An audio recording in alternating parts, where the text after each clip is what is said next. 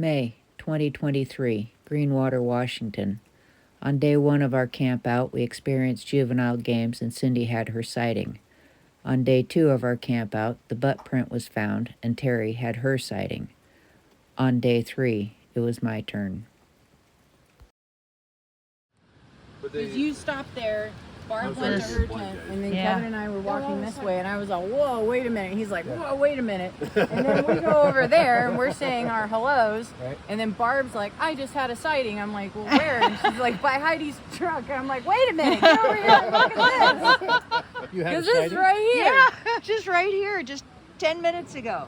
Describe the sighting.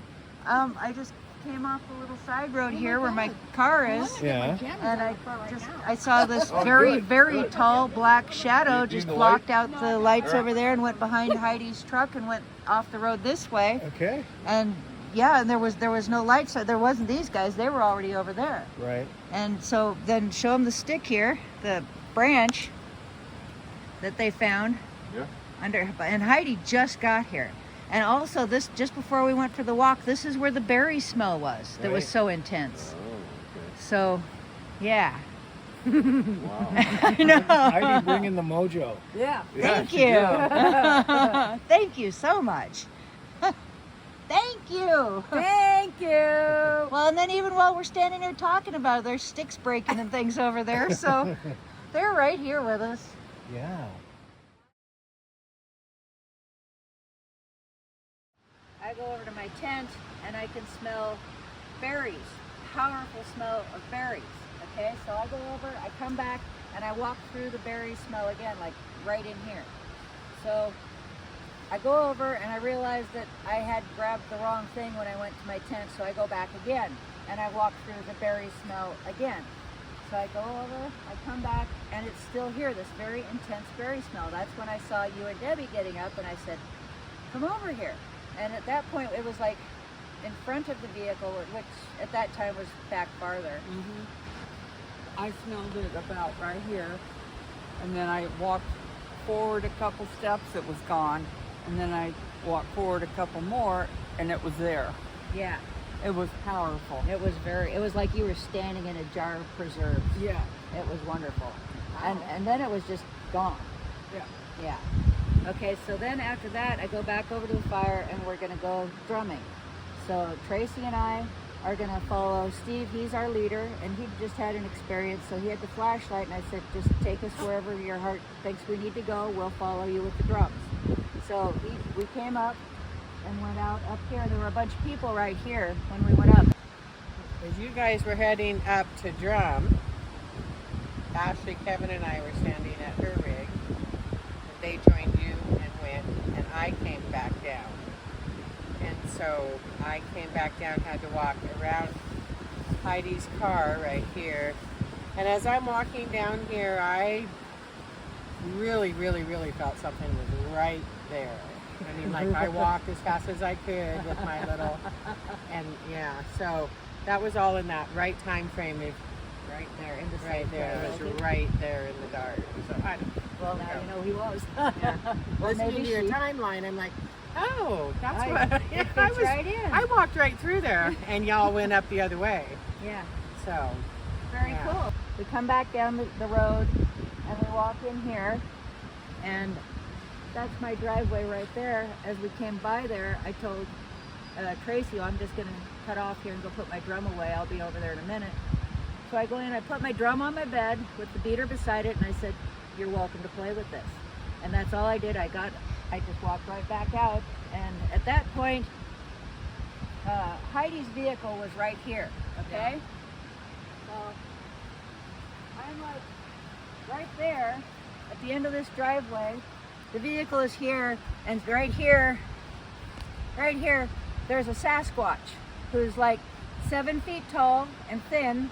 And in the blink of an eye, in my head, I went, oh, it's the people I walk with. Why don't they have flashlights? Oh, they're over there. Holy crap, he's tall. And it was just like that. All that went through my mind, and he just went that way. And I could still see him as he went behind the vehicle. I lost sight of him at the edge of the road when he went into the heavy darkness over here.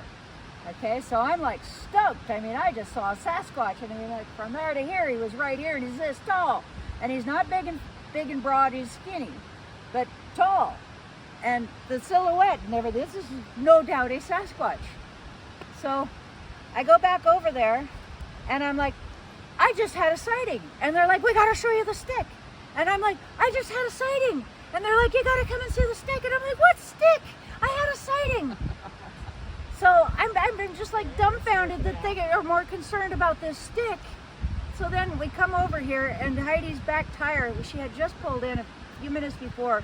There's this very delicate branch leaning up against the undercarriage of her, behind the back tire of her car. And it's just very delicately placed in there. So everybody's looking at that. And this, I told the story because this is like right where the Sasquatch was standing, is right where that stick was, okay? So then while we're here, we can still hear the crunching and the movements over here, right? So then that's when I decide I got to go tell Terry and Debbie. So I go back up there, and you guys are facing that way in the dark, watching for lights.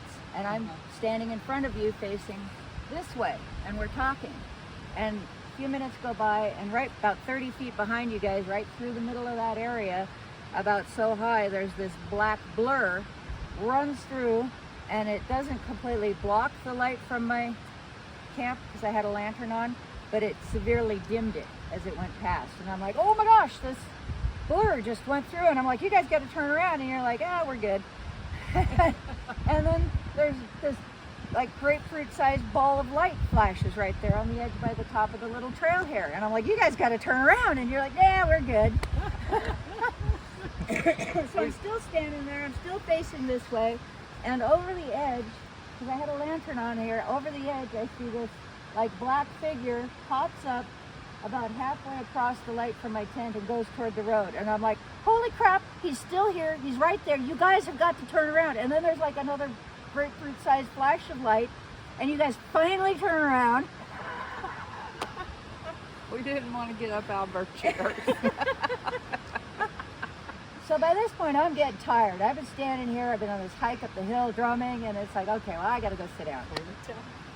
So I come back down, I get sit in my chair, and it's not even 10 minutes later, the radio goes on, and it's you guys. What did you see? I saw a blur go across that trail, and it did, the lights weren't blocked out, but they were dimmed. So I don't know if I saw through it or whatever, but it went. I don't know what it was. Fast? Yeah. Yeah, okay.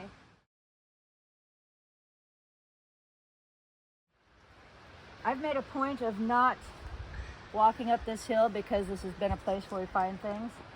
Oh, little triangle there. And so this morning, the first thing we see is this here, which is still very fresh. You know, it doesn't have a lot of detail. It's pushed up on both sides, so, you know, it's hard to say even which way it was going. Yeah. Mm-hmm. All right, so then this morning we see this, and then right up here, you can kind of make out where there's still a fresh spot that didn't really have any detail. Can you kind of see the little thing there? You guys don't have to walk up here. I'll just point See that? right there. It's getting dried out now. I saw that when we got here. Yeah? Yeah. So it's been here since Monday or Tuesday. No. Oh. This right here. Oh. No, I didn't. Yeah, that was all fresh and bright this morning. So it's dried out now. It doesn't have a lot of detail. So then I was noticing there's a trail forming right here. It's getting really warm. It wasn't like that yesterday. Okay? Yeah, it looks kind of fresh up there. Yeah, and so we didn't really see any marks that looked like they were wet and fresh, but just the wear and the way it's getting compacted, it's getting used. Okay, so then we come over here, and we're just still exploring, you know. That's a lot bigger mark than skunk food. Yeah. Okay, so this is new. This wasn't here when we just came through a few minutes ago. That wasn't there? That wasn't there when I just gave you your tour. Right? Yeah, so okay, so this is new. Wow. Okay, So we're just walking through and I go, oh, look at this. We have stick. We have stick. Stick. We have stick. And these three are all like in a line, right? Okay. And then we have this. Yeah. Okay, so that's pretty cool. So we continued through here and we checked all these little stubs thinking, you know, maybe stick. But then when I brought Tracy over here, no, I think these are from the elk, maybe. It's hard to say though, because there's not much definition. Right there, yeah.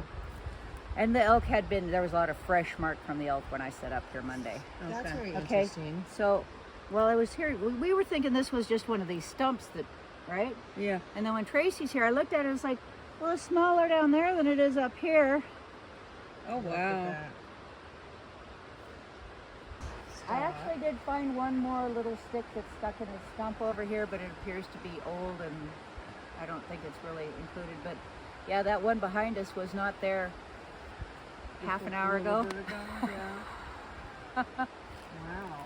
Pretty cool, huh? Absolutely. Very cool. Thank you. Yeah, that would... I suspect that these sticks are a sign that these are the same Sasquatch who visit me at the cabin, but that's just speculation. What do you think?